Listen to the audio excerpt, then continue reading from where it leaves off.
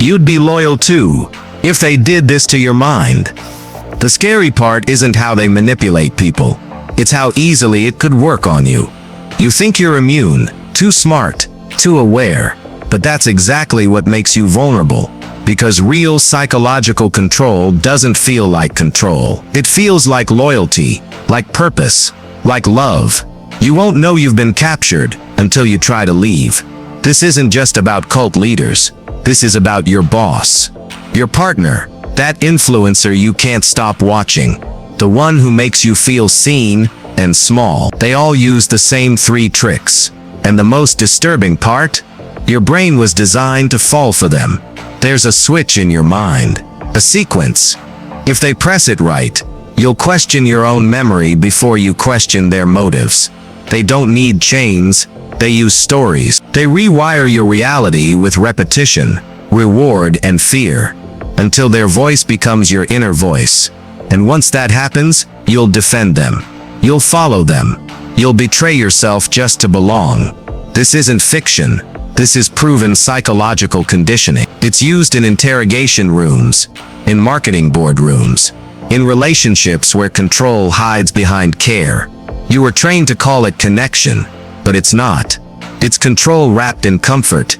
So if you've ever wondered, why do people stay in toxic systems? The answer is simple. Because they don't know they're in one. Not until it's already too late. But you're about to see the blueprint. The 3 psychological levers they use to get inside your mind, and how to pull them before someone else does. Let's begin. Before your thoughts stop being your own. Everyone's vulnerable, even you. You want to believe you're too smart for this, too self-aware, too in control. But here's the truth. Control is an illusion, and the more certain you are that you have it, the more likely you've already lost it. Even the most intelligent minds get pulled into manipulation.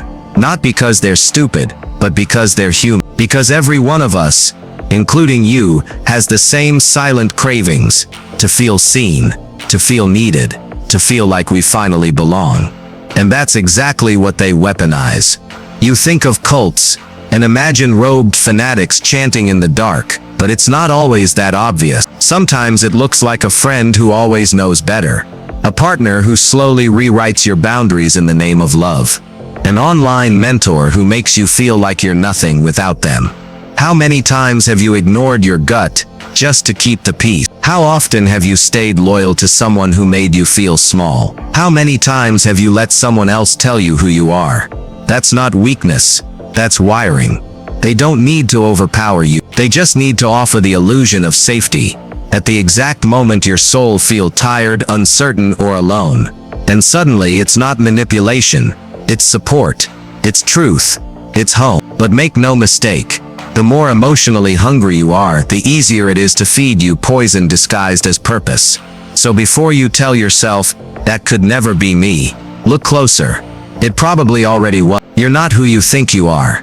You think you've been living your life. But whose life is it really? That voice in your head, the one that tells you what's right, what's wrong, what's too much, what's not enough. Where did it come from? Because here's the truth most people never face.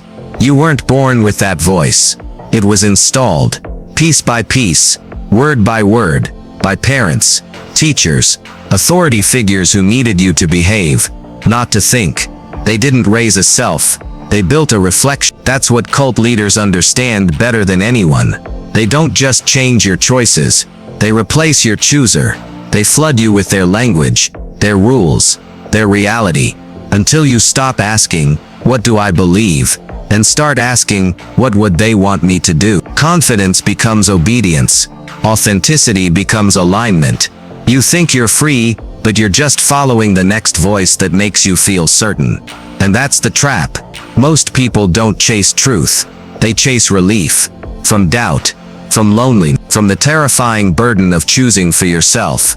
So they hand over the wheel, piece by piece, until their entire identity is a costume made of someone else's expectations. You were taught to follow, not to lead yourself.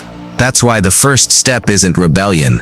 It's recognition. Until you understand how manipulators build followers, you'll always be one. You don't need more confidence. You need clarity.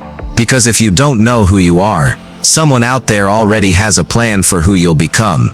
The first psychological weapon is simple and dead: cut you off, echo you back, watch you obey.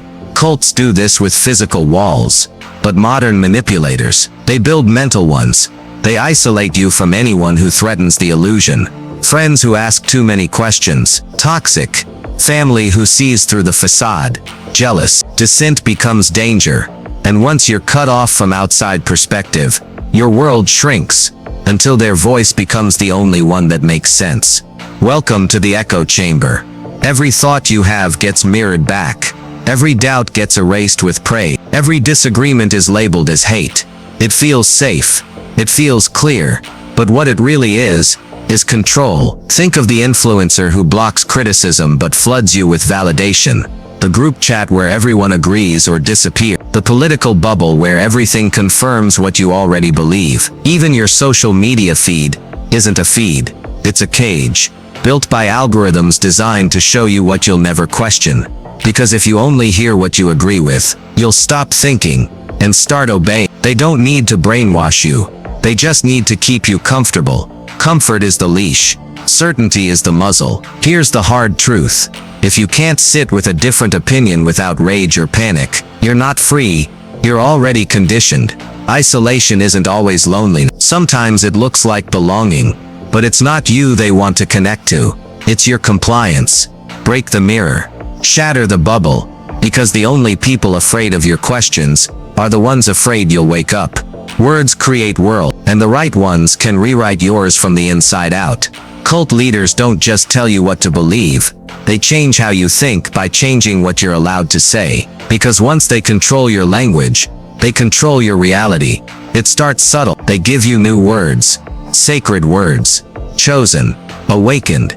Truth seeker. And suddenly, you're not just a person. You're special. But there's a flip side. They redefine everyone outside the circle too. They're asleep. They're toxic. They're not ready. See what's happening? They're not teaching you. They're editing you. Old thoughts get deleted. Old doubts get renamed. Soon your inner voice doesn't sound like yours anymore. It speaks in their language. And that's not just theory. It's everywhere. Online spaces do the same thing. Slang becomes scripture. Inside jokes become borders. Say the wrong word, think the wrong thought, and you're out. Cancelled. Exiled. Language isn't communication. It's control. You're not just learning new terms. You're absorbing a new language. One that filters your identity, your relationships, your truth. And here's the twist. You'll defend it. Because now, questioning their words feels like questioning yourself. That's the power of language. It rewires your self-perception before you even realize it's happening. So if you find yourself repeating mantras, suppressing certain words, or feeling shame for speaking your own thoughts, ask yourself this: whose language are you thinking in? Because once they change your words, they've already changed you. Now you see the game. It's not just one trick, it's a system, a full-spectrum identity override, built in silence, executed in plain sight. Isolation, emotional dependency, linguistic control. Piece by piece, they don't just trap your behavior. They hijack your sense of self. And now that you've seen the machinery, you can't unsee it. Think back. Who made you cut people off for your own good? Who gave you a label and made you wear it like armor? Who made you feel special as long as you didn't ask questions? This isn't just about cults anymore. It's about coaches, movements, mentors, relationships you thought were real, but were really rehearsed. You weren't crazy. You were conditioned. You weren't weak. You were rewired. And for the first time, you see it. That hollow feeling you couldn't explain. That confusion that clung to your spine after certain conversations. That gut instinct you buried under someone else's truth. It all makes sense now. But don't spiral. Don't rage. Because clarity is the beginning of control. They wanted you asleep. You're awake now. This isn't panic. This is power. Because once you name the game, you stop being a pawn. The mirror's shattered. The voice in your head, you know it's not yours. Not yet, but soon. From here, it's not about what they did. It's about what you do next. Because awareness isn't freedom. It's the door to it. How to immunize your mind. Now that you've seen how they get in, it's time to make sure they never get back. Because control isn't just something they take, it's something you give when you don't know how to protect your mind. So here's how you build a psychological firewall. First, learn to hold cognitive dissonance. Most people panic when they hold two conflicting truths, so they surrender to the one that feels familiar. Don't sit in the tension. Feel the discomfort of not knowing. That's how real thinking begins. Second, exit the echo chamber. Seek out opposing voices, not to argue, but to listen. If everyone around you agrees with you, you're not in a tribe. You're in a trap. Third, train emotional regulation, because manipulation starts where reactivity lives. The more reactive you are, the more programmable you become. Pause, breathe, name your emotion before it names your behavior. Fourth, guard your language. If a word didn't come from you, question it. If a label feels like a leash, cut it. Language isn't neutral, it's a code. And if someone else writes your code, you'll run their program. These aren't just tactics, they're immunizations, mental antibodies. You don't need to be perfect. You just need to be aware, sharp, self-directed. Because once you know the game, the only thing that matters is this: can you stay yourself when someone else tries to rewrite you? If you can't be manipulated, you can't be controlled. And that's what scares them most. You're either the architect or the puppet. Let's make one thing clear: everyone is being influenced, but not everyone knows it. Most people move like mirrors, reflecting whoever stands in front of them. Their beliefs, borrowed. Their confidence, conditional. Their path, pre-written by someone louder. And they call it a life. But it's just programming. Here's the truth: you're either building the system that shapes you, or you're being shaped by someone else's design. Architect or puppet. There is no in-between. Confidence isn't volume, it's clarity. It's the ability to move without waiting for applause. To say I know what I see, even when no one agrees. It's quiet, but it's unshakable. Because when you trust your own perception, you don't need to dominate. You don't need to defend.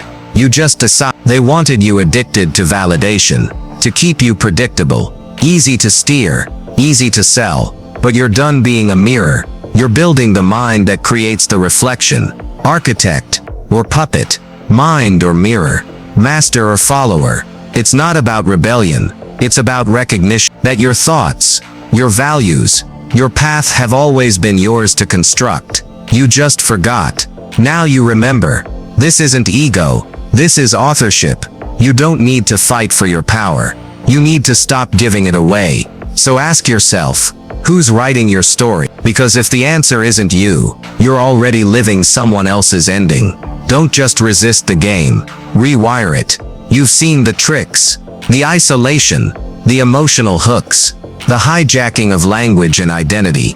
But awareness is only the beginning, because power doesn't come from resistance. It comes from rewiring. If you spend your life dodging manipulation, you're still playing defense, still reacting, still moving inside the rules of a game you didn't create. That's not freedom. That's survival. True freedom is this: to build a mind so dangerous, they can't even find a way in. Not because you hide, not because you harden, but because you've reprogrammed the system itself. Your thoughts, chosen. Your emotions, understood. Your values, authored, not inherited. You stop seeking permission. You stop outsourcing certainty. You become the architect of your own psychological terrain. And from that place, you don't just reject cults. You become uncultable. They'll try, with praise, with fear, with flattery, with shame, but nothing sticks, because you've built something too clean to be colonized, too sharp to be shaped, too self-aware to be seduced. That's the real war, not outside, but within, rewiring the mind so completely that no one else ever holds the pen again. So don't just escape the cage. Burn the blueprint, write a new one that no manipulator can map, no voice can override, no system can absorb. The world is full of cults, ideologies dressed as truth, leaders who don't want followers, they want mirrors.